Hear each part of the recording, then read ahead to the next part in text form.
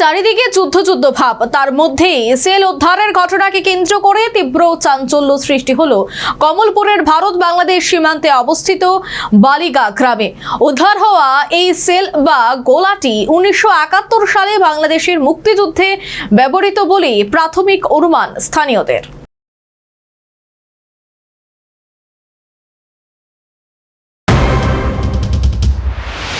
বিশ্বজুড়ে যুদ্ধের পরিবেশ। পশ্চিমবঙ্গে বিজেপি ক্ষমতায় আসার পরে বাংলাদেশের বিভিন্ন রাজনৈতিক দল এবং নানা মাপের নেতাও ভারতের সঙ্গে যুদ্ধ করার হুমকি দিচ্ছে।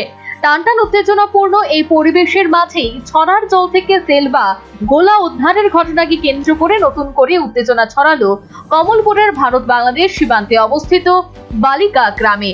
বৃহস্পতিবার দুপুরে বালিগাঁও হাই স্কুলের কাছে একটি ছড়ার জলে মাছ ধরতে গিয়েছিল স্থানীয় বাসিন্দা মধুদেব। মাছ ধরার সময় হঠাৎ জলের নিচে ধাতব আকৃতির একটি বস্তু দেখতে পান তিনি। পরে সেটি তুলে আনেন। স্থানীয়দের মধ্যে কৌতূহল এবং আতঙ্ক ছড়িয়ে পড়ে।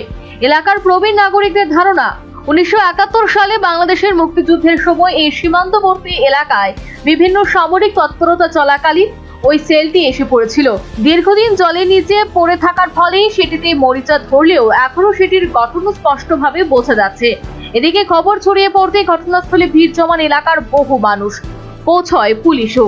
ঘটনা প্রসঙ্গে মধুদেব জানান যে ছড়ার জোরে মাছ খুঁজতে খুঁজতেই সেলটি হাতে পড়ে।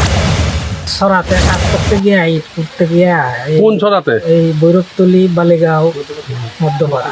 হ্যাঁ, তো এইটা উঠাইতে গিয়ে হাতের মধ্যে হঠাৎ এইটা লাগছে, উঠাইয়া দেখি মিসাইল একটা। হ্যাঁ, তো এটা উঠাইছি। মিসাইলটা কত বড় ছিল? এটা মোটামুটি থুরের মতো অনেক দূর। কত বড় না? আচ্ছা, এটা কোন দেশে দেখতে পেলেন কি বাবা? নাম টাম ছিল কি?